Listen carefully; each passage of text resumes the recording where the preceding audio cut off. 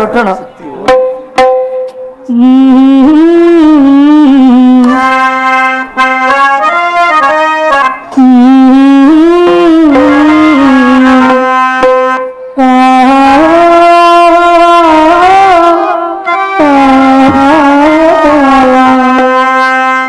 இதுதானா இதுதானா எதிர்பார்த்த நாளும் இதுதானா இவன் தானா இவன் தானா மலர் சூட்டும் மணவாளன் இவன் தானா பகலிலும் நான் கனவுகள் நினைவாக உணரானே நான் உணரானே திருமண நாள் எண்ணி தகனிடும் நிலைகள் சுகமான ஒரு சுமையாரே இதழ் எழுப்பாவல் குரல் கொடுத்தாவல் நான் எனக்காக ஒரு பாடல் பாடிக்கொண்டு இதுதானா இதுதானா இனி பார்த்த நாளும் இதுதானா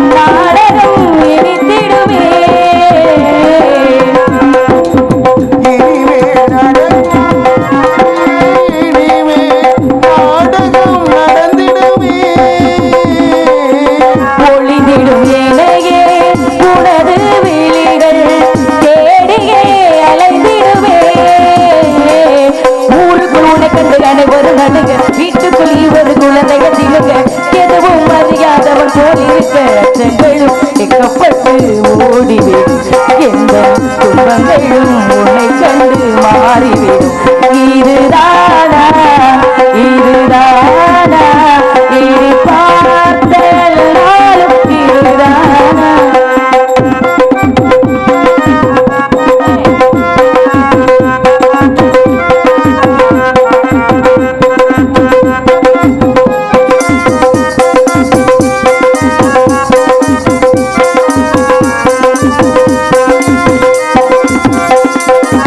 ஞாயிறு மதியம் சமையல் உணவு விரும்பி நீ சமைத்திடுவாய்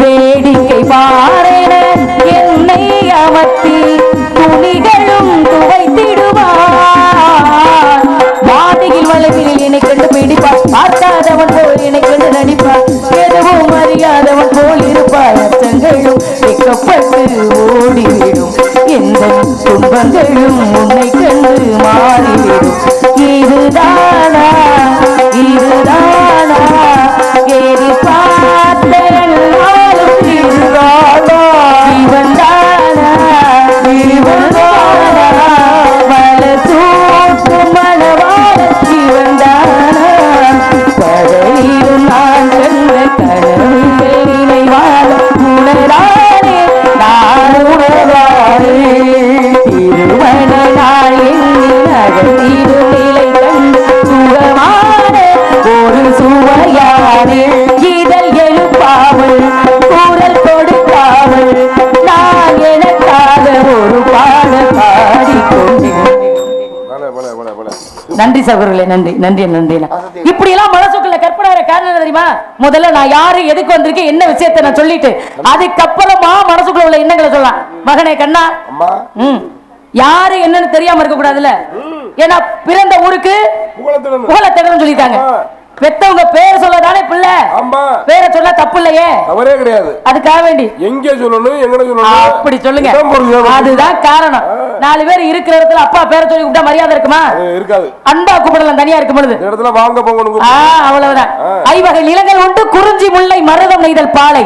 இந்த ஐவகை நிலங்களிலே குறிஞ்சி நிலத்துக்கு தலைவனாகிய நம்பிராஜனுக்கும் நங்கை மோகினிக்கும் வளர்ப்பு பிள்ளையா சுந்தரவல்லிங்கிற பேரோட இங்க வந்து நிக்கிறது நான் தான். நீங்க 7 புள்ள ஆம்பளை பிள்ளை இருக்கல, நீங்க ஏமா இங்க வந்து நிக்கணும்? பொம்பளை பிள்ளை வீட்டோட இருக்க வேண்டியதானே? கேப்போம்ல. அப்படி கேட்கிற ஆண்கள் நிறைய பேர் இருக்காங்க. அப்பா ஒரே ஒரு விஷயம் நான் சொல்லவா, ஏன் புள்ள இப்படித்தான் இருக்கணும்.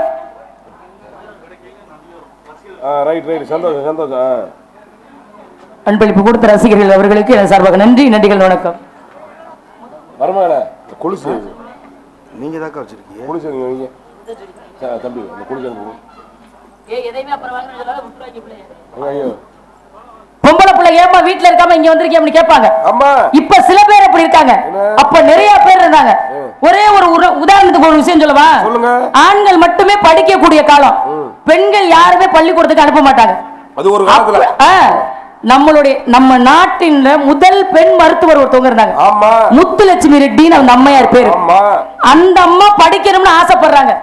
படிக்கணும்னு ஆசைப்பட்டா படிக்கணும்னு ஆசைப்பட்டானே 19ல. சரி சொல்லு. நான் என்ன திடீர்னு 19 யோசிக்க ஆரம்பிச்சேன்.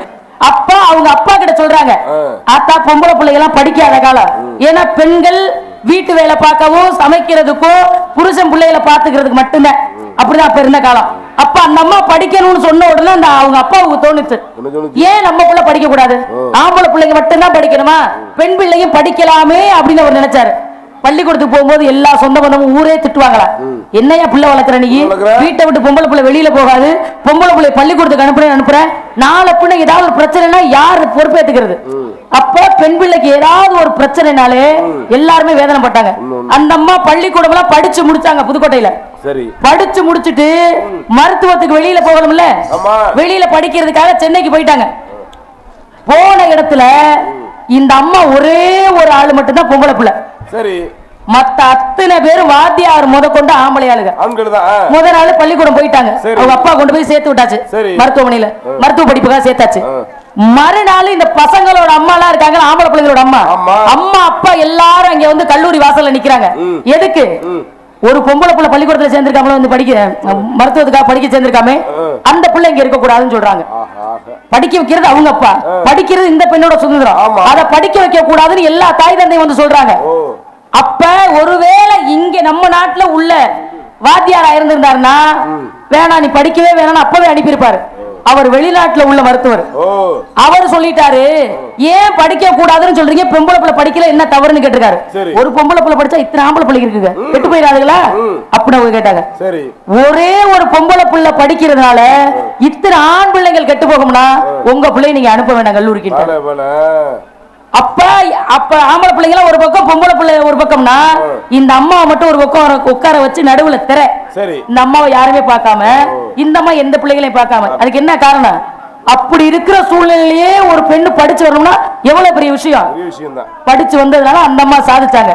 இன்னைக்கு ஒவ்வொரு பிள்ளையும் கொண்டு போய் எல்கேஜி, யூகேஜி, ப்ரீ கேஜின்னு பணம் கட்டி தானே படிக்க வைக்கிறாங்க. அப்ப இப்ப உள்ள பிள்ளைங்க எல்லாம் எப்படி படிக்கணும்? சில பிள்ளைங்க படிக்கிறாங்க, பல பிள்ளைங்க படிக்கணும்னு நினைக்க மாட்டேங்கிறாங்க. அப்ப நமக்கு எது தெரிஞ்சிருக்கிறோம், தெரிஞ்ச விஷயங்கள் நல்ல விஷயங்களை சொன்னோம்னா நமக்கு நல்லதுங்கிற காரணத்தினால எங்க அப்பா எங்கேயோ போகணும்னு சொல்லிக்கிட்டு இருந்தாரு. தோழி பிள்ளை கூப்பிட்டு என்ன விஷயங்கிறத கேட்டுக்கிறேன். அதுக்கு முன்னாடி எப்படி சொல்லுவாங்க,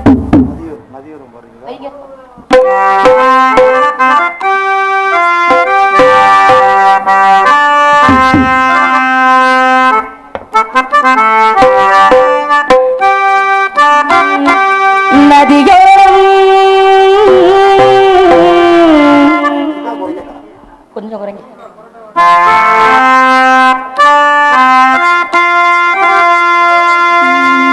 நதியோரம் நதியோரம் நானல் ஒன்று நானும் கொண்டு நாட்டியம் ஆடுது இல்ல, ஆனந்த ஆனந்தம் பின் சொல்ல, நதியோரம் நதியோரம் நானல் ஒன்று நானும் கொண்டு நாட்டியம் ஆடுது இல்ல, நான் அந்த ஆடல் என் சொல்ல நதியோரம்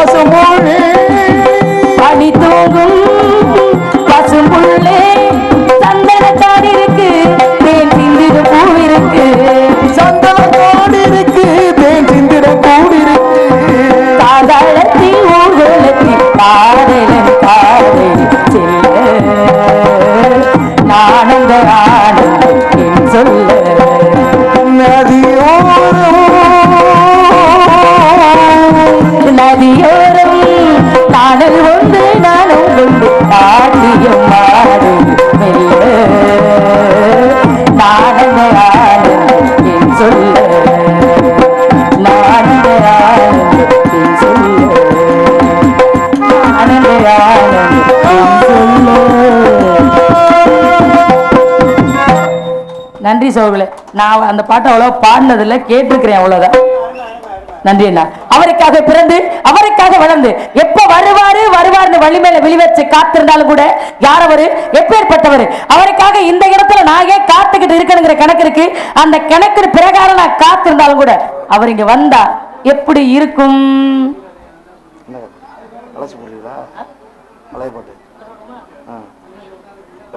வாராதிருப்பானோ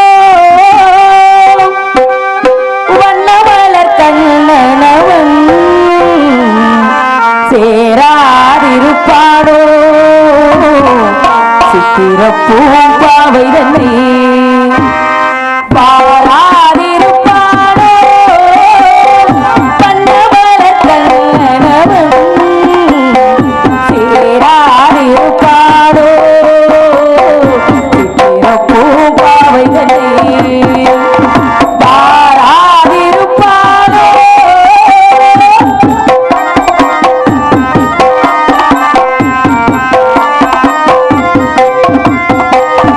பக்கத்து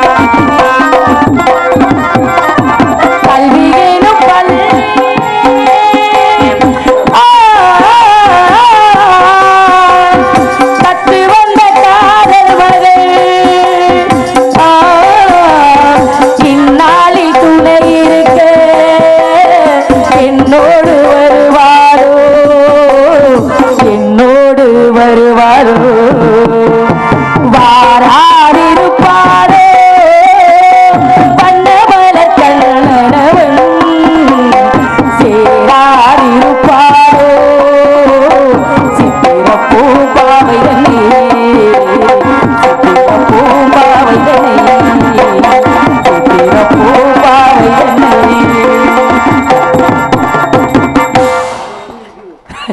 நன்றியப்பா நன்றியண்ணா. இப்படி எல்லாம் என் மனசுல கற்பனை இருக்கு, ஆசை இருக்கு, காதல் இருக்கு. இதுக்கெல்லாம் காரணம் என்ன நினைக்கிறீங்க? இல்ல நல்ல பிள்ளைகளோட பழக்க வழக்கத்தை எப்படி தெரியுமா சொல்லுவாங்க? ஆஹா அவங்க அம்மா வளர்த்த வளர்ப்புடா, அவங்க அம்மா அப்படி வளர்த்ததால அந்த பிள்ளை இப்படி இருக்கு. அப்ப ஒரு பொம்பளை பிள்ளைய நல்ல பிள்ளைன்னு சொல்லணும்னா தாய் வளர்ப்பு. ஆம்பளை பிள்ளை கட்டுச்சட்டா குடும்பத்தோட இருக்கிறான்னா தந்தை வளர்ப்புன்னு சொல்லுவாங்க. என்ன காரணம்? தாயை போல பிள்ளை நூலை போல சேலைன்னு சொல்லுவாங்க பொம்பளை பிள்ளைகளுக்கு. பாத்தியா அவ அப்ப அப்படி பிள்ளை அப்படி இருக்கா. ஆனா ஒரு நேரம் அப்படிதான் கண்ணா சொன்னாங்க. இப்ப எப்படி தெரியுமா சொல்றாங்க? அவ அப்பே நல்ல மனுஷயா, இவன் திடீரெண்டா ஊக்கியாளியாட்டம். வாய மூடுங்க முதல்ல. நான் கதை சொல்லணும் தானே, நீங்க கதை சொல்ல வந்தீங்களா? நான் சொன்னா எதிர்த்து பேசுறது என்ன பழக்காது? நான் பேசல ஒரு புள்ள பேசக்கூடாது. அப்ப என்ன கேளுங்க முதல்ல கதைய. அப்பா கிட்ட நல்ல பழக்க வழக்கத்தை கத்துக்கணும், அம்மா கிட்ட நல்ல ஒழுக்கத்தையும் நிறையவும் கத்துக்கணும். இந்த காதல்ங்கிறத யாருக்கிட்ட இருந்து நம்ம தெரிஞ்சுக்கிறது? என்ன அதிர்ச்சியா கேப்பீங்க நீங்க? நீங்க காதலிச்சீங்களான்னு கேட்கல, காதல் யாருக்கிட்ட இருந்து நம்ம தெரிஞ்சுக்கிறதுன்னு கேட்கிறேன். தாயாரிடம் தெரிஞ்சுக்கிறேன்னு, தாயாரிடம் தெரிஞ்சுக்கிறேன்னு, அம்மா கிட்ட இருந்து தெரிஞ்சுக்கிறேன்னு. அடிக்க வர மாட்டாங்க. ஏன் அடிக்க வர்றாங்க? காதலிக்கிறத போய் அம்மா கிட்ட தெரிஞ்சுக்கணும்னு சொன்னா அடிக்க மாட்டாங்களா? காதல்ங்கிறது என்னங்கிறீங்க? ஃபர்ஸ்ட் கொஞ்சம் எந்திரிச்சுக்கங்க, வண்டி போகட்டும். லேசா ரைட்ல ஒரு அண்ணா அணைச்சு போங்க. ஒரு அணை அணைச்சு போகணுமா? சரி ரைட். ஆமா இப்படியே நாங்கள் வருவோம்ல 5 பேர். அதுக்காகத்தே அம்மா கிட்ட இருந்து தெரிஞ்சுக்கணும்னு சொன்னதே நியாயமான விஷயம். சொல்லுங்க. எல்லா பழக்க வழக்கம் அம்மா கிட்ட இருந்து தெரிஞ்சுக்கிட்டோம்னா ரொம்ப நல்லது. நான்லாம் அப்படித்தாங்க நினைக்கிறேன். ஏன் தெரியுமா அப்படி நினைக்கிறேன்? எங்க அம்மா எங்க அப்பாவை பாத்துக்கும் போதெல்லாம் நான் நினைப்பேன், சே அம்மா எப்படி அப்பாவை பாத்துக்கிறாங்க, ஒரு அரவணைப்பா பாத்துக்கிறாங்க, ஒவ்வொரு விஷயத்தையும் அப்பாவுக்கு எப்படி பார்த்து பார்த்து செய்யறாங்க. நமக்கு கல்யாணம் ஆகி நமக்கு ஒரு கணவர் வந்தாருன்னா நம்ம அம்மா அப்பாவை எப்படி பாத்துக்கிட்டாங்களோ அது மாதிரியே நம்ம பாத்துக்கணும்னு நினைக்கிறோம். என்ன எப்படி வருது? இதுக்கு ஒரு உதாரணம் சொல்லவா? அம்மாவும் அப்பாவும் இருக்காங்க, அவங்களுக்கு ஒரு பையன் இருக்காப்ல. சரி.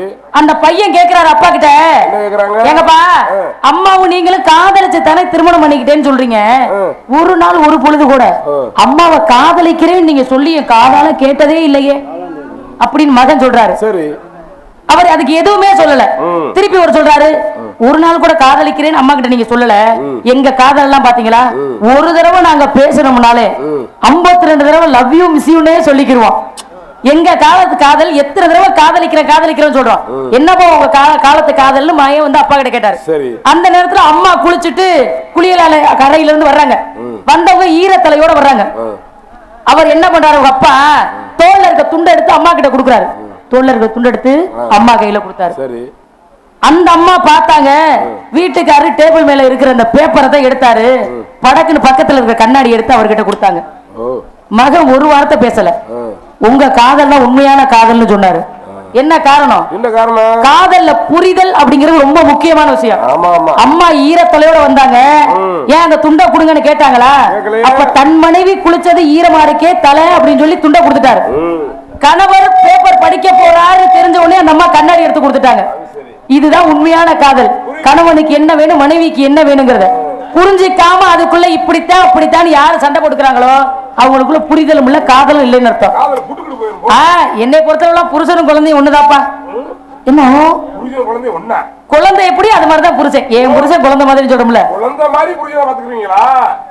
புருஷனை தான் குழந்தை மாதிரி பாத்துக்குவேன். அந்த படம் முந்தா நாள் தான் தம்பி, உங்களுக்கு புரியுதா இல்லையா? அந்த படமே முந்தா நாள் தான் நான் பார்த்தேன். குழந்தை மாதிரி புருஷனை பாத்துக்க மாட்டேன், புருஷனையே குழந்தை மாதிரி பாத்துக்குவேன். என் புருஷன் குழந்தை மாதிரி. குழந்தை அழுதா என்ன செய்வான்? அதுக்கு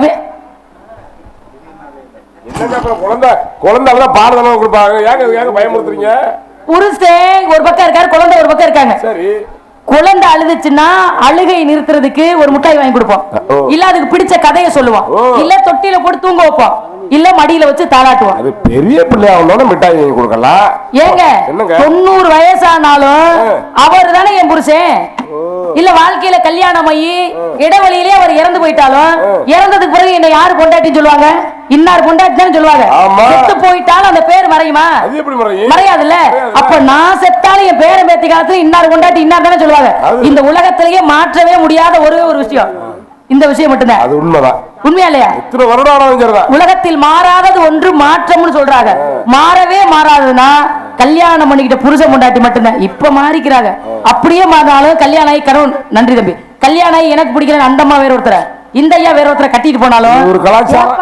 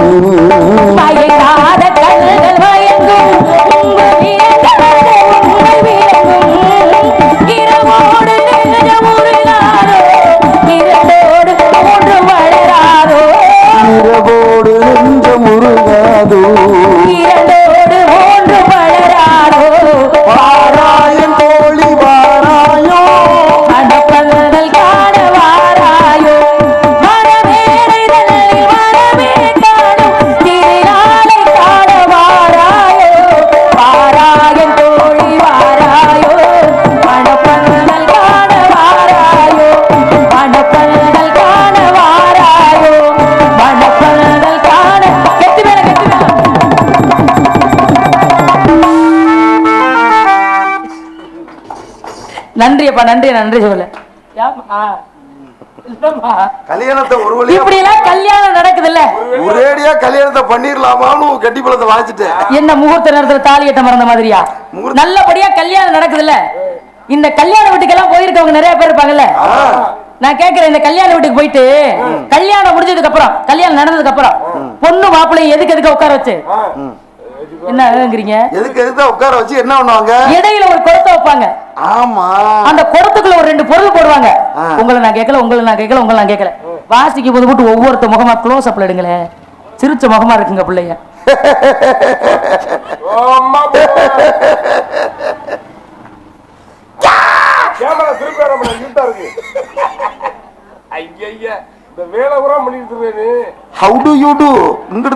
வாசிக்கும் போது இப்ப கவனிச்சிருவாங்க பிள்ளைய.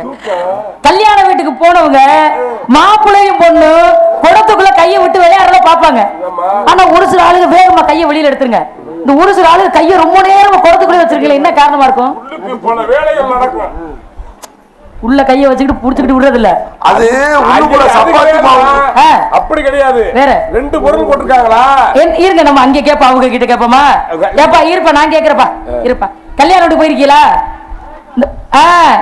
குடம் வச்சு பொண்ணு மாப்பிள்ளை எடுக்க சொல்லுவாங்கல்ல, குடத்துக்குள்ள 2 பொருள் போடுவாங்கல்ல. என்னென்ன பொருள் உள்ள தண்ணி அந்த குடத்துக்குள்ள போடுவாங்க? எப்படி விரிவாக்க பத்தியலா? அருமையான விரிவாக்கம். உங்க கல்யாணம் தன்னைக்கு நடந்தது நான் கேட்கல தாத்தா. யதார்த்தமாவே இந்த குடத்துக்குள்ள முதல்ல நீங்க தான் குடத்துக்குள்ள கையை விட்டு பொண்டாட்டி கையை புடிச்சுக்கிட்டு விட மாட்டேன்னு சொன்னீங்கல்ல, அந்த குடத்துக்குள்ள என்னென்ன போட்டாங்க?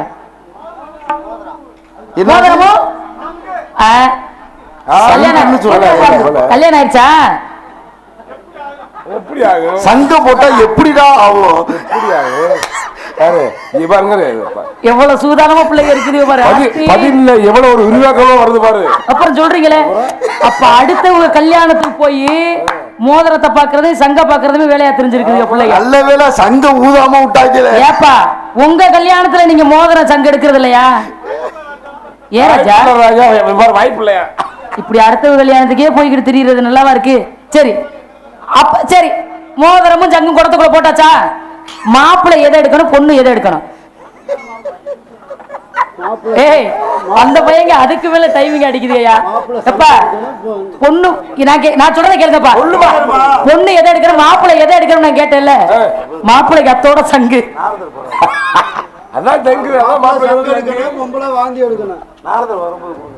எப்படி இருக்கு உண்மையான விஷயம் அதான். சரி, மாப்பிள்ளை தான் சங்க எடுக்கணும், பொண்ணுதான் மோதிரத்தை எடுக்கணும். இது பிரச்சனை இல்ல. நான் இப்ப சொன்னேன் இல்ல, இந்த புரிதல்ங்கிறது ஒண்ணு இருந்துனாலே காதல்ங்கிறது ரொம்ப வித்தியாசமானது. இந்த உலகத்துல காதலிக்காம ஒரு பறவைகள், எறும்புகள், மிருகங்கள்னு கூட இருக்காது. உலகமே சாதாரண ஒரு கோழியை பாத்திருக்கீங்களா? ஒரு பெட்டை முட்டையிட போதுனா அந்த சேவல் இடம் பார்த்து கொடுக்கும், பாத்திருக்கீங்களா? ஏன்டா கோழி முட்டையிட தெரியுது சாவல பின்னாடியே தெரியுதுன்னா சேவல் தான் போய் இடம் பார்க்கும், அதுக்கப்புறம் பெட்டை போகும். ஒரு 4 அறிவுள்ள பறவை தானே அது. அதுடைய வாரிசு வருதுங்க போதே அது கூட்டிட்டு போய் முட்டையிட சொல்லி மறுபடியும் கூட்டிட்டு வருது. அதே மாடு பாருங்களே, எங்க வீட்டுல ஒரு நாய் இருக்குது, அந்த நாய் அப்படிதான். இது குட்டி போட்டு இது வளர்க்குற வரைக்கும் அதுவும் பாதுகாப்பாவே இருக்கும். அப்ப நம்ம எப்படி இருக்கணும்னு நினைச்சு பாருங்க. ஒரு அன்பு, அரவணைப்பு, பாசம் இதெல்லாம் மனிதர்களுக்கு மட்டும்தான் இருக்கு. அதை எப்படி பயன்படுத்தலாம் தெரியுமா?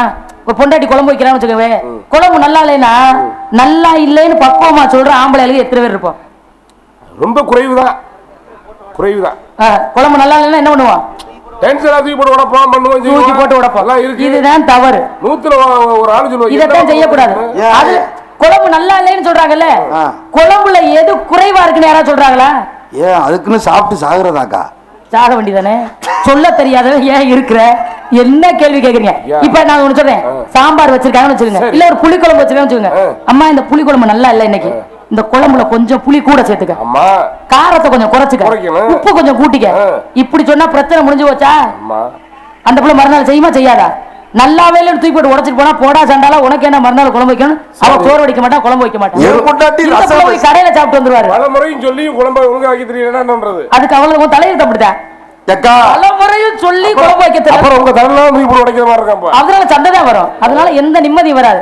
ஒருவேளை அவங்களுக்கு குழம்பு வைக்க தெரியல, நீங்க குழம்பு வைக்க இந்த ஆரம்பிச்சிடணும். மாதிரி எக்கா ஏன் முண்டாட்டி ரசம் விஷம் மாதிரியே வைக்கிறாளே அதுக்கு என்ன எப்படி இன்னும் உசுரோட இருக்கீங்க? சரி, நான் என் வீட்டுக்காரருக்கு நல்லபடியா சமைச்சு கொடுப்பேன், ஒண்ணும் பிரச்சனை இல்லை. அது நான் எப்படின்னு சொல்ல ஒரு தடவை. ராணி எப்பா மீன் குழம்பு வைக்காதிய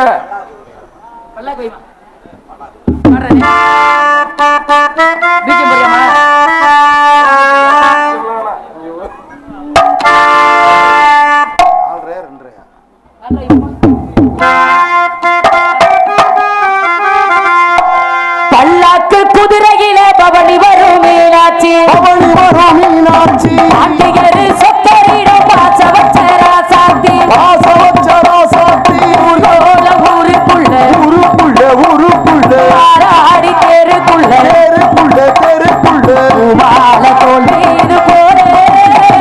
பல்லாக்கு குதிரையில பவனி வரும் மீனாட்சி, பவனி வரும் மீனாட்சி, ஆண்டிகரு சொத்தரிடம் பாசவச்சரா சாத்தி, பாசவச்சரா சாத்தி,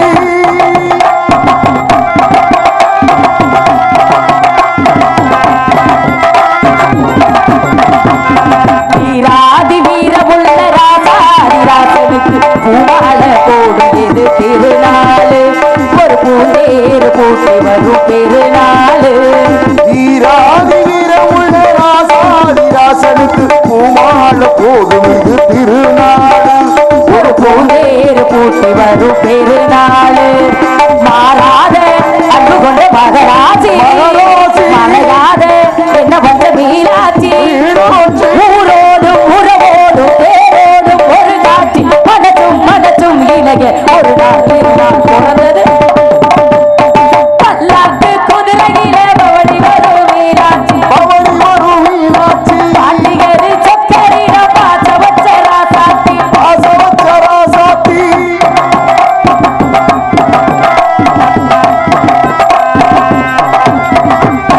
போடாத வேஷம் பண்ண போட்டாரு சுந்தரரு, மீனாட்சி கரமுடிக்க நடந்தாரு, பலமேடான பாதையெல்லாம் கடந்தாரு.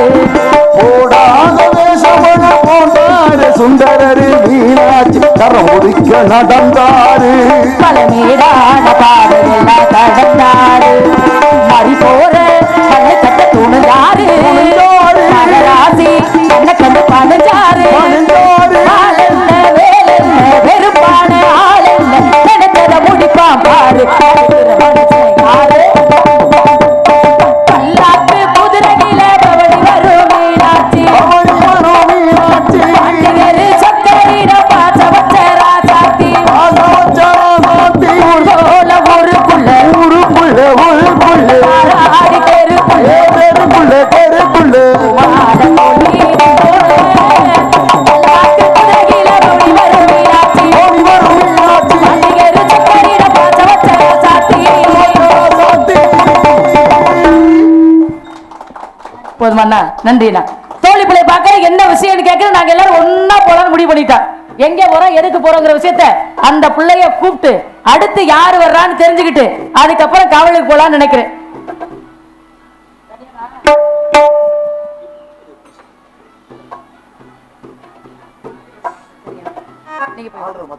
மாலை பொழுதில் இந்த பாட்ட பாடலாம் எனக்கு பக்கு பக்கலே இருக்கு. ஏக்கா கடவுளையே நான் வாழ்ந்துகிட்டு இருக்கேனே, என் வாழ்க்கை கனவாவே போயிருவோம். மாலை பொழுதில் மயக்கத்திலே நான் கனவு கண்டேன் தோழி. அருமையான ஒளிபெருக்கி என்ன சர்வக நன்றி. மனதில் இருந்தும் என்ன பாரதி என்ன சாமி சத்தியமா 1 2 3 7 நாளைக்கு அப்புறம் ஒரு வாரத்துக்கு அப்புறம் இன்னைக்கு தான் நல்ல மைக் செட் அமைஞ்சிருக்கு. ஒரு நாளும் பட்ட பாடுறீங்க. மனதில் இருந்தும் பார்த்தவள் இல்லை காரணம் ஏன் தோழி, காரணம் ஏன் தோழி. மாலை பொழுதில் மயக்கத்திலே நான் கனவு கண்டேன் தோழி. மனதில் இருந்தும் வார்த்தைகள் இல்லை காரணம் ஏன் தோழி.